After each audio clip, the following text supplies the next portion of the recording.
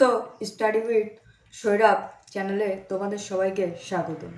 আজ আমি নিয়ে এসেছি অশোকে একজন কবিতার সবচেয়ে গুরুত্বপূর্ণ মাধ্যমিকে আসার মতো 1 নম্বরের কোশ্চেন।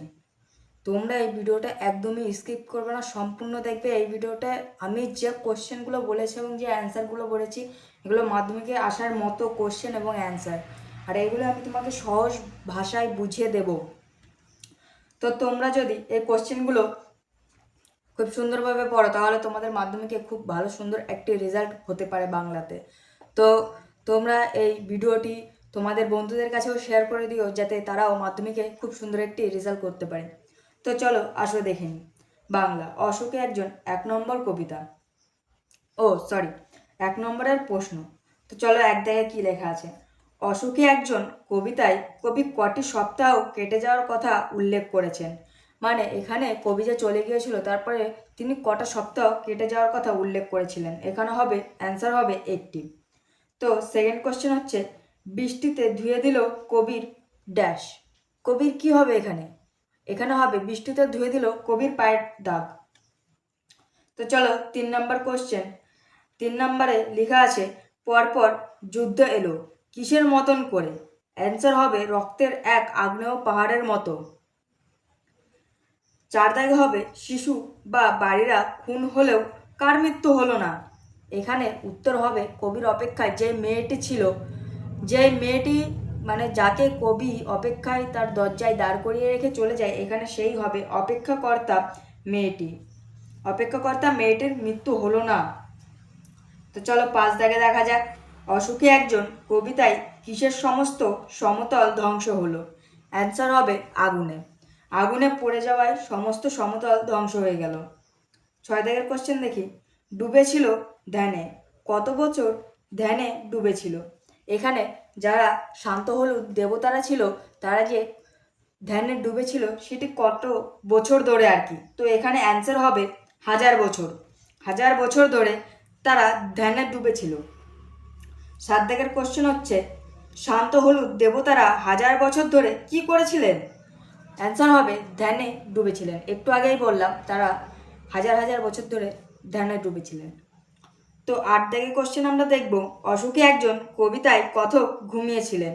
মানে অশোকে একজন কবিতায় কথক চলে যাওয়ার আগে তিনি কোথায় ঘুমোতেন। অ্যান্সার হবে তার বারান্দায় একটি ঝুলন্ত বিছানা ছিল, তিনি সেখানে ঘুমিয়ে থাকতেন। তো চলো দেখা যাক 9 দাগের কোশ্চেন। তারপর আর স্বপ্ন দেখতে পারল না। কারা স্বপ্ন দেখতে পারল না? এখানে অ্যান্সার হবে শান্ত হলুদ দেবতারা আর স্বপ্ন দেখতে পারল না। 10 দাগের কোশ্চেন। যেখানে ছিল শহর সেখানে ছড়িয়ে রইল। কি ছড়িয়ে রইল? অ্যান্সার হবে শহরে যখন এই যে যুদ্ধ এসেছিল তখন শহরে অনেক ক্ষয়ক্ষতি হয়েছিল এবং ক্ষয়ক্ষতি হওয়ার পরে শহরে এসব যেসব জিনিস ছড়িয়েছিল কাঠকয়লা দমনানো, কাঠকয়লা ছড়িয়েছিল। অ্যান্সারটা এটাই কিন্তু হবে যে কাঠকয়লা ছড়িয়েছিল। এছাড়াও শহরে আরও কিছু হয়েছিল, যেমন দমরানো লোহা ছিল, আরও শান্ত হলুদ দেবতাদের ভাঙা মূর্তি ছিল। ঠিক আছে, কিন্তু এখানে অ্যান্সার হবে কাঠকয়লা ছড়িয়েছিল। তো চলো 11 দাগের কোশ্চেন দেখি।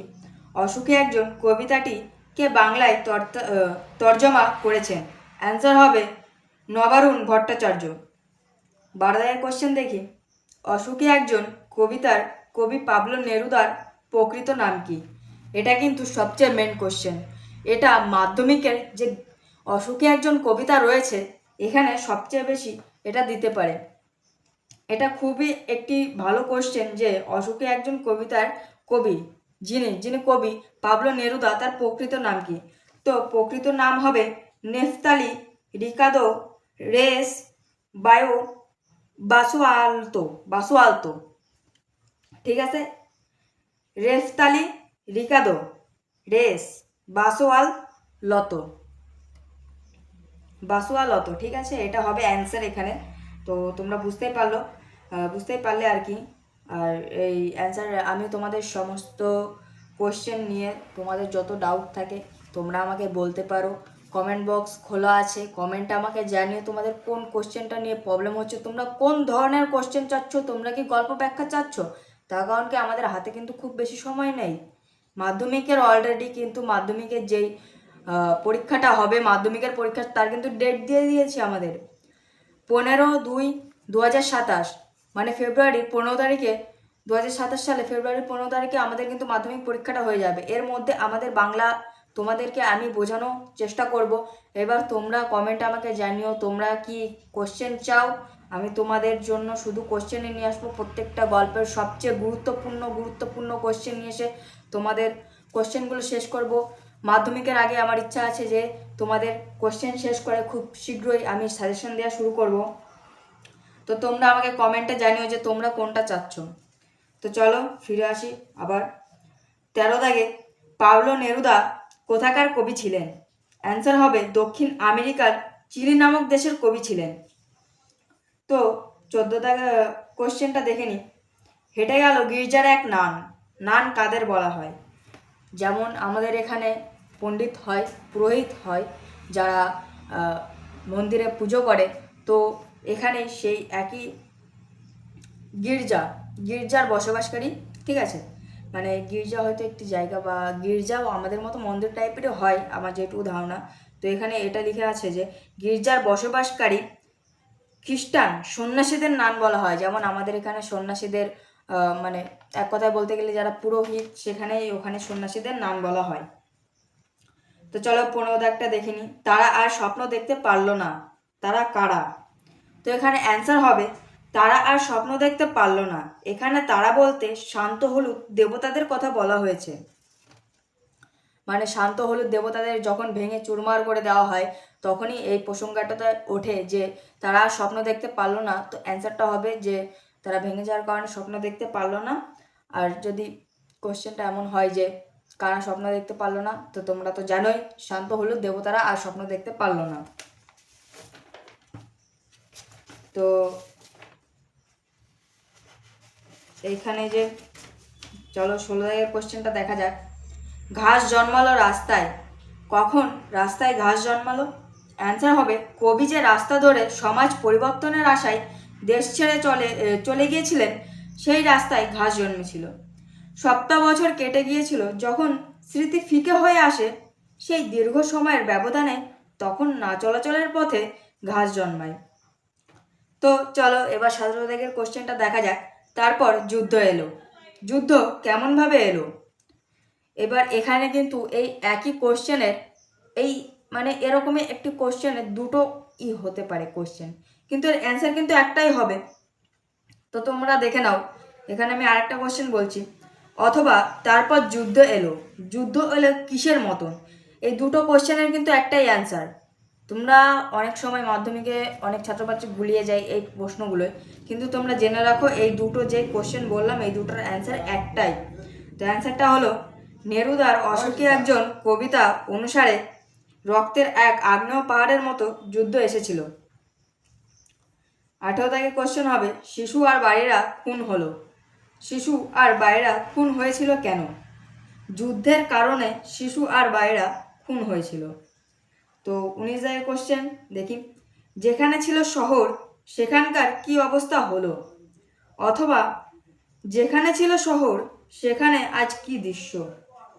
অ্যান্সার হবে কবিতায় যেখানে শহর ছিল সেখানে যুদ্ধের পর ছড়িয়ে রইল কাঠকয়লা, দোমড়ানো লোহা, মৃত পাথরের মূর্তির বীরবর্ষ মাথা আর পোড়া শুকনো রক্তের কালো দাগ। তো 20 দাগের প্রশ্নে অশোকী একজন কবিতায় কবি দেবতাদের চেহারার কি বর্ণনা দিয়েছিলেন? অ্যান্সার হবে অশোকী একজন কবিতায় কবি শান্ত হলুদ দেবতাদের চেহারার ছবি এঁকেছেন, যেখানে শান্ত হলুদ শব্দ বন্ধটি যেন নিষ্ক্রিয় প্রাচীনতার ইঙ্গিত বহন করে আনে। মানে এখানে যে শান্ত হলুদ দেবতাদের তিনি কেন শান্ত হলুদ দেবতা বলেছেন তার কারণ কি, এই যে এখানে বুঝতেই পারছো কবি শান্ত হলুদ দেবতার চেহারার ছবি এঁকেছেন, মানে তারা যে শান্ত হয়ে ধ্যানে মগ্ন রয়েছে এর জন্য এখানে এই কথাটি বলা হয়েছে। তো চলো 21 দাগের কোশ্চেনে দেখা যাক। সব চূর্ণ হয়ে গেল, কি চূর্ণ হয়ে গেল? অ্যান্সার হবে অশোকী একজন কবিতায় কবির মিষ্টি বাড়ি, বারান্দার ঝুলন্ত বিছানা, গোলাপি গাছ, ছড়ানো করতলের মতো পাতা, নিম্নি আর প্রাচীন জল তরঙ্গ, যুদ্ধে এইসব চূর্ণ হয়ে গেল আগুনে জ্বলে গিয়েছিল, মানে চূর্ণ হয়ে আগুনে জ্বলে গিয়েছিল। মানে এই প্রশ্নের অ্যান্সারের মানেটা হলো অসুখী একজন কবিতার কবি, তার কবির যে মিষ্টি সুন্দর, মানে কবির প্রত্যেকটা মানুষের কাছে তার বাড়ি সবচেয়ে মিষ্টি এবং সবচেয়ে সুন্দর বাড়ি হয়। তো এখানে এই কথাটাই বলা হয়েছে যে কবির মিষ্টি বাড়ি। এবং বলেছিলাম কবির বারান্দায় একটি ঝুলন্ত বিছানা ছিল যেখানে কবি শুয়ে থাকতেন। সেই ঝুলন্ত বিছানার কথাই এখানে বলা হয়েছে। গোলাপি গাছ, কিছু গোলাপি গাছ তিনি লাগিয়েছিলেন। ছড়ানো করতলের মতো পাতা, ছড়ানো করতলের মতো পাতা চিমনি, মানে ছড়ানো রয়েছে করতলের মতো পাতাগুলো, ঠিক আছে। আর প্রাচীন জল তরঙ্গ, আর কবির প্রাচীন জল তরঙ্গ যুদ্ধে এইসব চূর্ণ হয়ে গেল, আগুনে জ্বলে গিয়েছিল, মানে চূর্ণ হয়ে আগুনে জ্বলে গিয়েছিল। এগুলো যুদ্ধ হওয়ার ফলে যে আগুন হয়েছিল তাতে এগুলো সব চূর্ণ বিচূর্ণ হয়ে যায়। তো চলো দেখা যাক 22 নম্বর কোশ্চেনে। তারা আর স্বপ্ন দেখতে পারলো না, তারা কারা? তো এখানে অ্যান্সার হবে তারা বলতে এখানে শান্ত হলুদ দেবতাদের কথা বলেছেন। 23 দাগে হবে রক্তের একটা কালো দাগ। কোথায় রক্তের একটা কালো দাগ দেখা গিয়েছিল? অ্যান্সার হবে যুদ্ধের ফলে ধ্বংসপ্রাপ্ত শহরের কাঠকয়লা, দোমড়ানো লোহা, মৃত পাথরের মূর্তির বিবংশ মাথার সঙ্গে রক্তের কালো দাগ দেখা গিয়েছিল। মানে এর মানেটা হলো যখন শান্ত হলুদ দেবতাদের ওপর এই যে যুদ্ধ নেমে আসে, শান্ত হলুদ দেবতারা যখন তাতে আঘাতপ্রাপ্ত হন তখন তারা ভেঙে মাটিতে পড়ে যান এবং শহরের যে অবস্থা হয়েছিল, কটকয়লা চারিদিকে ছড়ানো রয়েছে, দোমড়ানো লোহা, শান্ত হলুদ দেবতারা ভেঙে চুরে গেছেন, তারা চূর্ণ বিচূর্ণ হয়ে গেছেন। তো তখন শান্ত হলুদ দেবতাদের মাথা থেকে একটি রক্তের কালো দাগ দেখা যায়। রক্ত মানে অনেকক্ষণ যদি রক্ত কোথাও কেটে যায় তোমরা দেখতে পাবে কিছুক্ষণ পরে দেখবে রক্তটা কালো হয়ে যায়। তো এখানে এই কথাই বলা হয়েছে যে শান্ত হলুদ দেবতাদের মাথা থেকে রক্তের একটা কালো দাগ দেখা যায়। তো চলো, এইগুলোই হলো মাধ্যমিকের সবচেয়ে গুরুত্বপূর্ণ কিছু কোশ্চেন অশোকে একজন কবিতা থেকে। কাল তোমাদের 3 মার্ক এবং 5 মার্কের কোশ্চেন নিয়ে আমি উপস্থিত হব। তো 3 মার্ক এবং 5 মার্কের কোশ্চেন জানতে অবশ্যই সাবস্ক্রাইব করতে ভুলবেন না। এই রকম কোশ্চেন আরও আসবে। কাল আমরা কোশ্চেনটা যখনই আনবো বা ভিডিওটি যখনই আপলোড হবে তখন যাতে আপনার কাছে একটু নোটিফিকেশান যায়, এর জন্য প্লিজ সাবস্ক্রাইব করে রাখবেন।